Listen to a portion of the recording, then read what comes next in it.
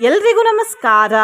ನಾವು ಇಲ್ಲಿಯವರೆಗೆ ವೆಂಕಟೇಶ ದೇವರ ತುಂಬಾ ಮಂತ್ರಗಳನ್ನು ಕೇಳಿದ್ದೇವೆ. ಆದರೆ ಈ ಮಂತ್ರ ತುಂಬಾ ದುರ್ಲಭವಾದದ್ದು, ಅಂದರೆ ತುಂಬಾ ಅಪರೂಪದ್ದು ಎಂದು ಅರ್ಥ.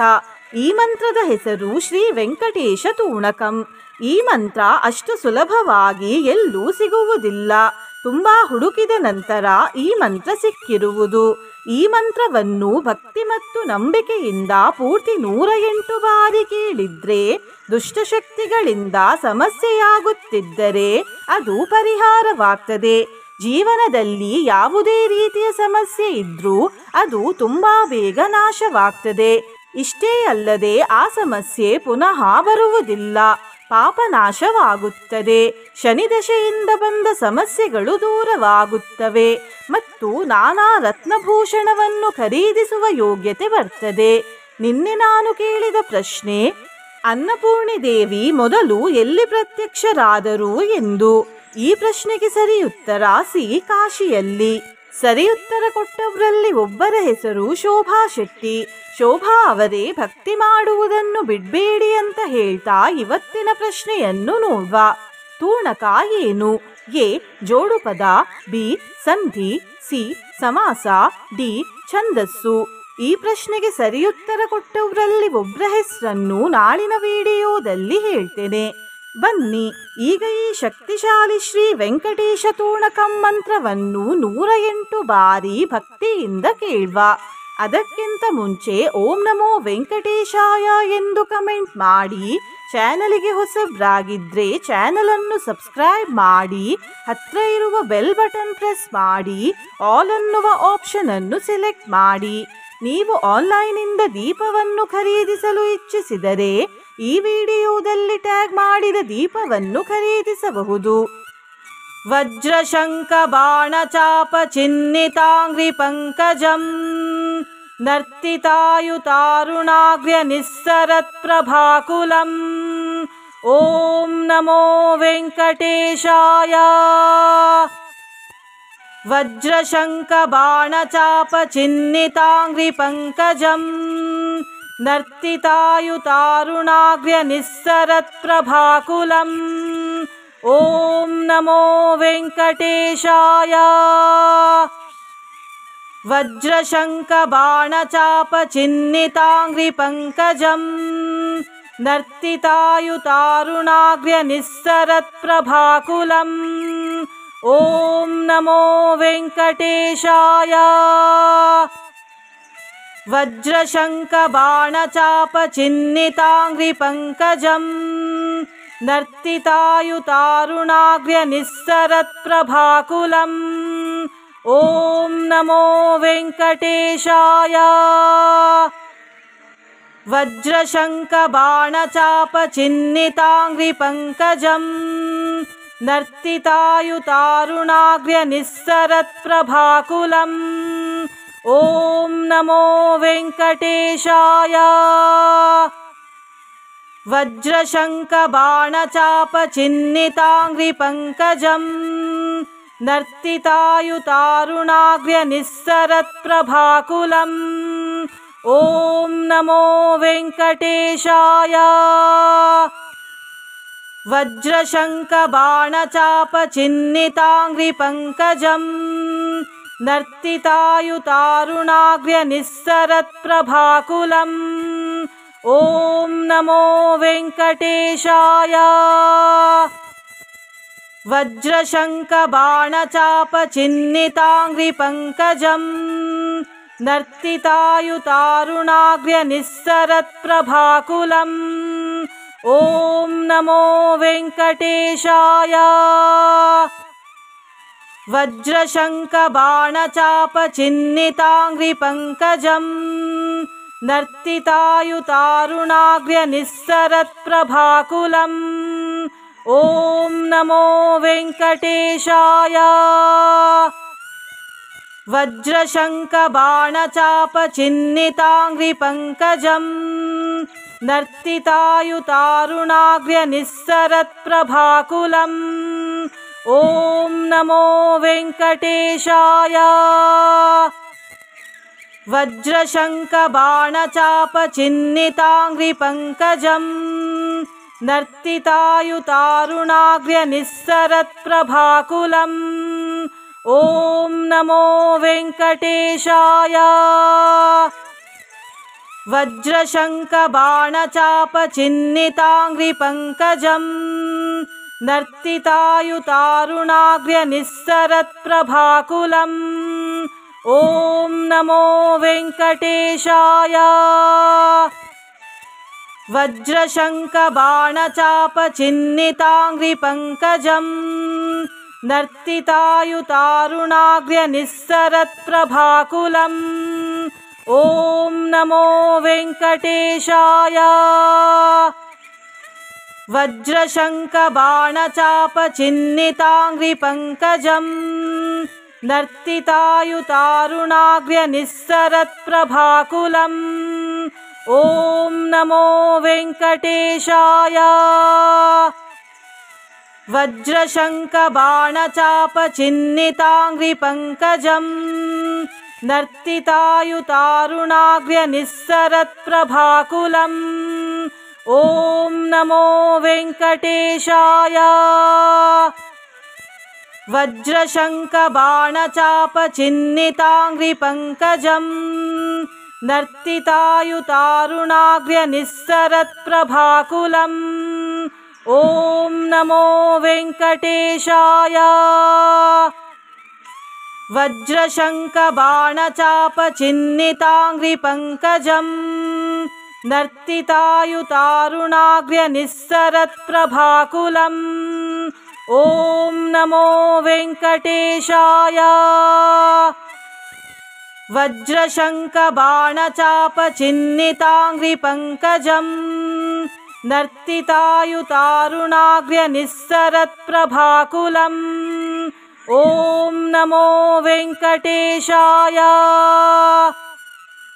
वज्रशङ्खबाणचापचिह्निताङ्घ्रिपङ्कजम् नर्तितायुतारुणाग्र्यनिस्सरत्प्रभाकुलम् ॐ नमो वेङ्कटेशाय।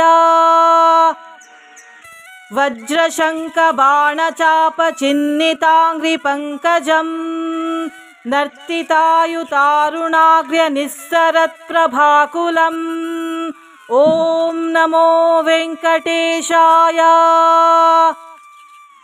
वज्रशङ्खबाणचापचिह्निताङ्घ्रिपङ्कजम् नर्तितायुतारुणाग्र्यनिस्सरत्प्रभाकुलम् ॐ नमो वेङ्कटेशाय। वज्रशङ्खबाणचापचिह्निताङ्घ्रिपङ्कजम् नर्तितायुतारुणाग्र्यनिस्सरत्प्रभाकुलम् ॐ नमो वेङ्कटेशाय।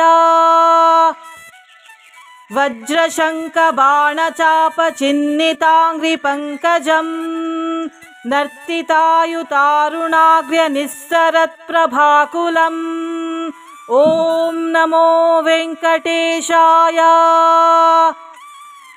वज्रशङ्खबाणचापचिह्निताङ्घ्रिपङ्कजम् नर्तितायुतारुणाग्र्यनिस्सरत्प्रभाकुलम् ॐ नमो वेङ्कटेशाय।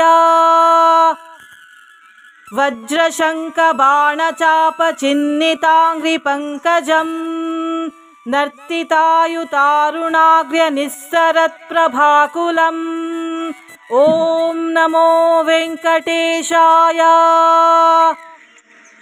वज्रशङ्खबाणचापचिह्निताङ्घ्रिपङ्कजम् नर्तितायुतारुणाग्र्यनिस्सरत्प्रभाकुलम् ॐ नमो वेङ्कटेशाय। वज्रशङ्खबाणचापचिह्निताङ्घ्रिपङ्कजम् नर्तितायुतारुणाग्र्यनिस्सरत्प्रभाकुलम् ॐ नमो वेङ्कटेशाय। वज्रशङ्खबाणचापचिह्निताङ्घ्रिपङ्कजम् नर्तितायुतारुणाग्र्यनिस्सरत्प्रभाकुलम् ॐ नमो वेङ्कटेशाय। वज्रशङ्खबाणचापचिह्निताङ्घ्रिपङ्कजम् नर्तितायुतारुणाग्र्यनिस्सरत्प्रभाकुलम्। ॐ नमो वेङ्कटेशाय। वज्रशङ्खबाणचापचिह्निताङ्घ्रिपङ्कजम् नर्तितायुतारुणाग्र्यनिस्सरत्प्रभाकुलम्। ॐ नमो वेङ्कटेशाय। वज्रशङ्खबाणचापचिह्निताङ्घ्रिपङ्कजम् नर्तितायुतारुणाग्र्यनिस्सरत्प्रभाकुलम्। ॐ नमो वेङ्कटेशाय। वज्रशङ्खबाणचापचिह्निताङ्घ्रिपङ्कजम् नर्तितायुतारुणाग्र्यनिस्सरत्प्रभाकुलम्। ॐ नमो वेङ्कटेशाय। वज्रशङ्खबाणचापचिह्निताङ्घ्रिपङ्कजम् नर्तितायुतारुणाग्र्यनिस्सरत्प्रभाकुलम्। ॐ नमो वेङ्कटेशाय। वज्रशङ्खबाणचापचिह्निताङ्घ्रिपङ्कजम् नर्तितायुतारुणाग्र्यनिस्सरत्प्रभाकुलम्। ॐ नमो वेङ्कटेशाय। वज्रशङ्खबाणचापचिह्निताङ्घ्रिपङ्कजम् नर्तितायुतारुणाग्र्यनिस्सरत्प्रभाकुलम्। ॐ नमो वेङ्कटेशाय। वज्रशङ्खबाणचापचिह्निताङ्घ्रिपङ्कजम् नर्तितायुतारुणाग्र्यनिस्सरत्प्रभाकुलम्। ॐ नमो वेङ्कटेशाय। वज्रशङ्खबाणचापचिह्निताङ्घ्रिपङ्कजम् नर्तितायुतारुणाग्र्यनिस्सरत्प्रभाकुलम्। ॐ नमो वेङ्कटेशाय। वज्रशङ्खबाणचापचिह्निताङ्घ्रिपङ्कजम् नर्तितायुतारुणाग्र्यनिस्सरत्प्रभाकुलम्। ॐ नमो वेङ्कटेशाय। वज्रशङ्खबाणचापचिह्निताङ्घ्रिपङ्कजम् नर्तितायुतारुणाग्र्यनिस्सरत्प्रभाकुलम्। ॐ नमो वेङ्कटेशाय। वज्रशङ्खबाणचापचिह्निताङ्घ्रिपङ्कजम् नर्तितायुतारुणाग्र्यनिस्सरत्प्रभाकुलम्। ॐ नमो वेङ्कटेशाय। वज्रशङ्खबाणचापचिह्निताङ्घ्रिपङ्कजम् नर्तितायुतारुणाग्र्यनिस्सरत्प्रभाकुलम्। ॐ नमो वेङ्कटेशाय। वज्रशङ्खबाणचापचिह्निताङ्घ्रिपङ्कजम् नर्तितायुतारुणाग्र्यनिस्सरत्प्रभाकुलम्। ॐ नमो वेङ्कटेशाय। वज्रशङ्खबाणचापचिह्निताङ्घ्रिपङ्कजम् नर्तितायुतारुणाग्र्यनिस्सरत्प्रभाकुलम्। ॐ नमो वेङ्कटेशाय। वज्रशङ्खबाणचापचिह्निताङ्घ्रिपङ्कजम् नर्तितायुतारुणाग्र्यनिस्सरत्प्रभाकुलम्। ॐ नमो वेङ्कटेशाय। वज्रशङ्खबाणचापचिह्निताङ्घ्रिपङ्कजम् नर्तितायुतारुणाग्र्यनिस्सरत्प्रभाकुलम्। ॐ नमो वेङ्कटेशाय। वज्रशङ्खबाणचापचिह्निताङ्घ्रिपङ्कजं नर्तितायुतारुणाग्र्यनिस्सरत्प्रभाकुलम् ॐ नमो वेङ्कटेशाय। वज्रशङ्खबाणचापचिह्निताङ्घ्रिपङ्कजं नर्तितायुतारुणाग्र्यनिस्सरत्प्रभाकुलम् ॐ नमो वेङ्कटेशाय। वज्रशङ्खबाणचापचिह्निताङ्घ्रिपङ्कजं नर्तितायुतारुणाग्र्यनिस्सरत्प्रभाकुलम् ॐ नमो वेङ्कटेशाय। वज्रशङ्खबाणचापचिह्निताङ्घ्रिपङ्कजं नर्तितायुतारुणाग्र्यनिस्सरत्प्रभाकुलम् ॐ नमो वेङ्कटेशाय। वज्रशङ्खबाणचापचिह्निताङ्घ्रिपङ्कजं नर्तितायुतारुणाग्र्यनिस्सरत्प्रभाकुलम् ॐ नमो वेङ्कटेशाय। वज्रशङ्खबाणचापचिह्निताङ्घ्रिपङ्कजं नर्तितायुतारुणाग्र्यनिस्सरत्प्रभाकुलम् ॐ नमो वेङ्कटेशाय। वज्रशङ्खबाणचापचिह्निताङ्घ्रिपङ्कजं नर्तितायुतारुणाग्र्यनिस्सरत्प्रभाकुलम् ॐ नमो वेङ्कटेशाय। वज्रशङ्खबाणचापचिह्निताङ्घ्रिपङ्कजं नर्तितायुतारुणाग्र्यनिस्सरत्प्रभाकुलम् ॐ नमो वेङ्कटेशाय। वज्रशङ्खबाणचापचिह्निताङ्घ्रिपङ्कजं नर्तितायुतारुणाग्र्यनिस्सरत्प्रभाकुलम् ॐ नमो वेङ्कटेशाय।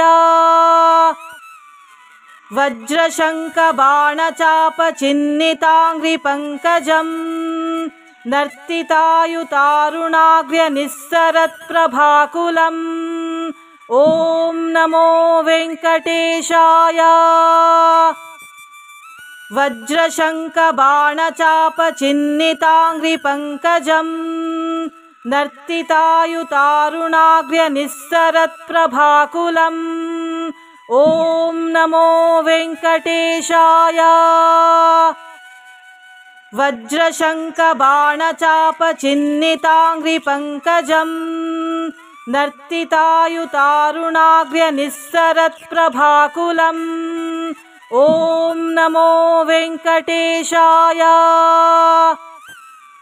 वज्रशङ्खबाणचापचिह्निताङ्घ्रिपङ्कजं नर्तितायुतारुणाग्र्यनिस्सरत्प्रभाकुलम् ॐ नमो वेङ्कटेशाय। वज्रशङ्खबाणचापचिह्निताङ्घ्रिपङ्कजं नर्तितायुतारुणाग्र्यनिस्सरत्प्रभाकुलम् ॐ नमो वेङ्कटेशाय। वज्रशङ्खबाणचापचिह्निताङ्घ्रिपङ्कजं नर्तितायुतारुणाग्र्यनिस्सरत्प्रभाकुलम् ॐ नमो वेङ्कटेशाय। वज्रशङ्खबाणचापचिह्निताङ्घ्रिपङ्कजं नर्तितायुतारुणाग्र्यनिस्सरत्प्रभाकुलम् ॐ नमो वेङ्कटेशाय। वज्रशङ्खबाणचापचिह्निताङ्घ्रिपङ्कजं नर्तितायुतारुणाग्र्यनिस्सरत्प्रभाकुलम् ॐ नमो वेङ्कटेशाय। वज्रशङ्खबाणचापचिह्निताङ्घ्रिपङ्कजं नर्तितायुतारुणाग्र्यनिस्सरत्प्रभाकुलम् ॐ नमो वेङ्कटेशाय। वज्रशङ्खबाणचापचिह्निताङ्घ्रिपङ्कजम् नर्तितायुतारुणाग्र्यनिस्सरत्प्रभाकुलम्। ॐ नमो वेङ्कटेशाय। वज्रशङ्खबाणचापचिह्निताङ्घ्रिपङ्कजम् नर्तितायुतारुणाग्र्यनिस्सरत्प्रभाकुलम्। ॐ नमो वेङ्कटेशाय। वज्रशङ्खबाणचापचिह्निताङ्घ्रिपङ्कजम् नर्तितायुतारुणाग्र्यनिस्सरत्प्रभाकुलम्। ॐ नमो वेङ्कटेशाय। वज्रशङ्खबाणचापचिह्निताङ्घ्रिपङ्कजम् नर्तितायुतारुणाग्र्यनिस्सरत्प्रभाकुलम्। ॐ नमो वेङ्कटेशाय। वज्रशङ्खबाणचापचिह्निताङ्घ्रिपङ्कजम् नर्तितायुतारुणाग्र्यनिस्सरत्प्रभाकुलम्। ॐ नमो वेङ्कटेशाय। वज्रशङ्खबाणचापचिह्निताङ्घ्रिपङ्कजम् नर्तितायुतारुणाग्र्यनिस्सरत्प्रभाकुलम्। ॐ नमो वेङ्कटेशाय। वज्रशङ्खबाणचापचिह्निताङ्घ्रिपङ्कजम् नर्तितायुतारुणाग्र्यनिस्सरत्प्रभाकुलम्। ॐ नमो वेङ्कटेशाय। वज्रशङ्खबाणचापचिह्निताङ्घ्रिपङ्कजम् नर्तितायुतारुणाग्र्यनिस्सरत्प्रभाकुलम्। ॐ नमो वेङ्कटेशाय। वज्रशङ्खबाणचापचिह्निताङ्घ्रिपङ्कजम् नर्तितायुतारुणाग्र्यनिस्सरत्प्रभाकुलम्। ॐ नमो वेङ्कटेशाय। वज्रशङ्खबाणचापचिह्निताङ्घ्रिपङ्कजम् नर्तितायुतारुणाग्र्यनिस्सरत्प्रभाकुलम्। ॐ नमो वेङ्कटेशाय। वज्रशङ्खबाणचापचिह्निताङ्घ्रिपङ्कजम् नर्तितायुतारुणाग्र्यनिस्सरत्प्रभाकुलम्। ॐ नमो वेङ्कटेशाय। वज्रशङ्खबाणचापचिह्निताङ्घ्रिपङ्कजम् नर्तितायुतारुणाग्र्यनिस्सरत्प्रभाकुलम्। ॐ नमो वेङ्कटेशाय। वज्रशङ्खबाणचापचिह्निताङ्घ्रिपङ्कजम् नर्तितायुतारुणाग्र्यनिस्सरत्प्रभाकुलम्। ॐ नमो वेङ्कटेशाय। वज्रशङ्खबाणचापचिह्निताङ्घ्रिपङ्कजम् नर्तितायुतारुणाग्र्यनिस्सरत्प्रभाकुलम्। ॐ नमो वेङ्कटेशाय। वज्रशङ्खबाणचापचिह्निताङ्घ्रिपङ्कजम् नर्तितायुतारुणाग्र्यनिस्सरत्प्रभाकुलम्। ॐ नमो वेङ्कटेशाय। वज्रशङ्खबाणचापचिह्निताङ्घ्रिपङ्कजम् नर्तितायुतारुणाग्र्यनिस्सरत्प्रभाकुलम्। ॐ नमो वेङ्कटेशाय। वज्रशङ्खबाणचापचिह्निताङ्घ्रिपङ्कजम् नर्तितायुतारुणाग्र्यनिस्सरत्प्रभाकुलम्। ॐ नमो वेङ्कटेशाय। वज्रशङ्खबाणचापचिह्निताङ्घ्रिपङ्कजम् नर्तितायुतारुणाग्र्यनिस्सरत्प्रभाकुलम् ॐ नमो वेङ्कटेशाय। वज्रशङ्खबाणचापचिह्निताङ्घ्रिपङ्कजम् नर्तितायुतारुणाग्र्यनिस्सरत्प्रभाकुलम् ॐ नमो वेङ्कटेशाय। वज्रशङ्खबाणचापचिह्निताङ्घ्रिपङ्कजम् नर्तितायुतारुणाग्र्यनिस्सरत्प्रभाकुलम् ॐ नमो वेङ्कटेशाय।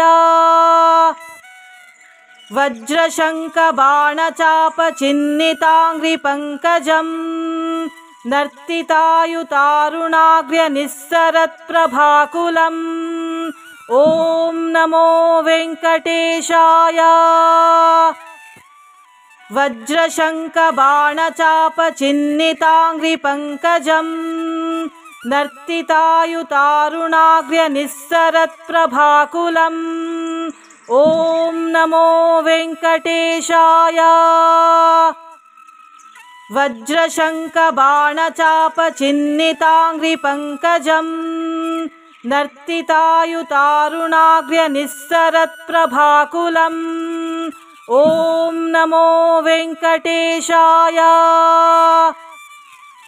वज्रशङ्खबाणचापचिह्निताङ्घ्रिपङ्कजम् नर्तितायुतारुणाग्र्यनिस्सरत्प्रभाकुलम् ॐ नमो वेङ्कटेशाय।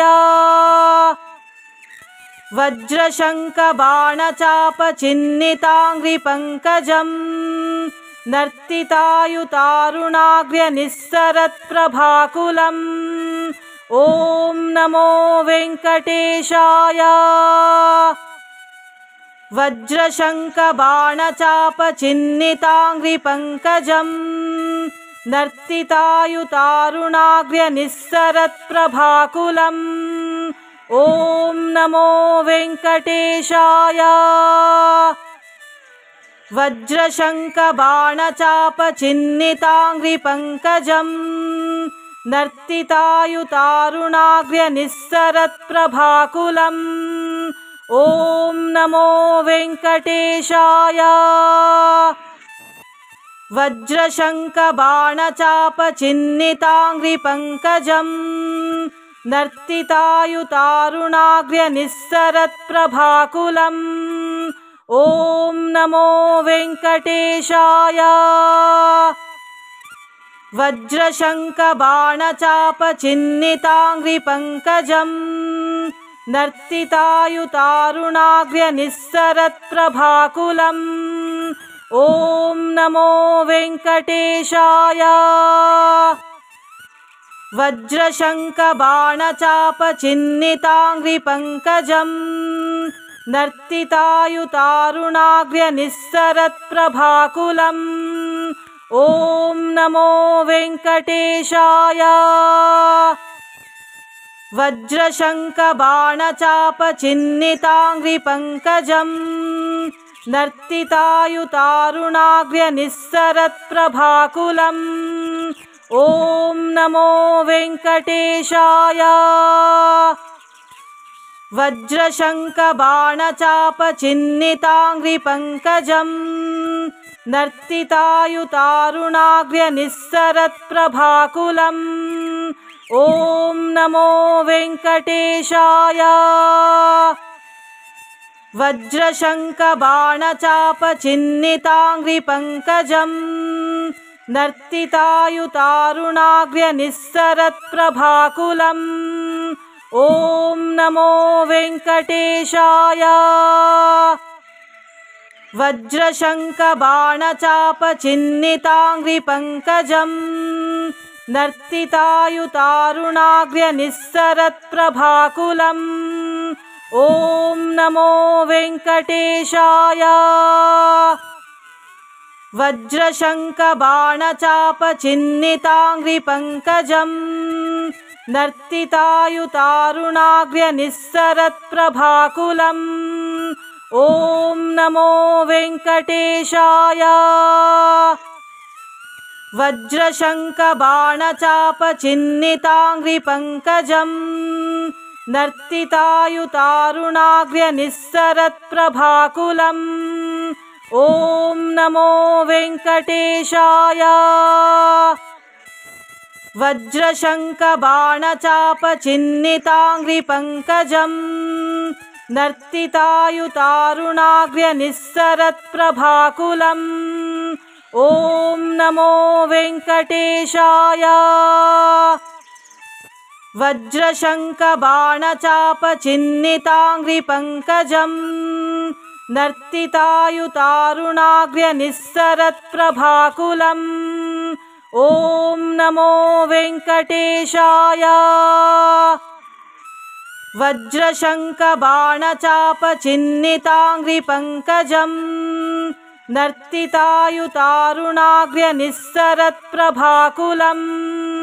ॐ नमो वेङ्कटेशाय।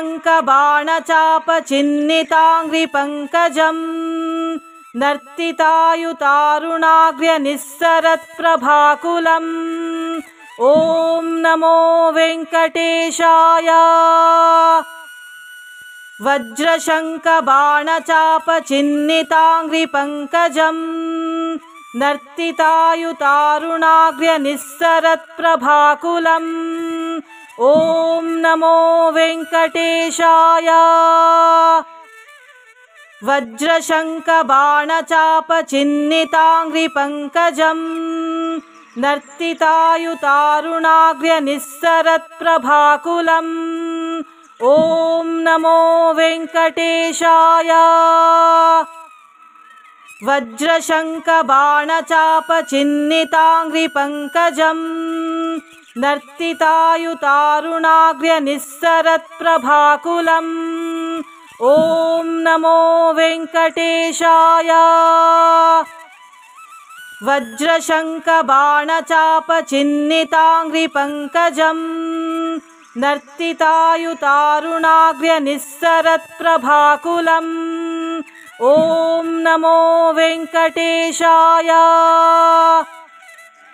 वज्रशङ्खबाणचापचिह्निताङ्घ्रिपङ्कजम्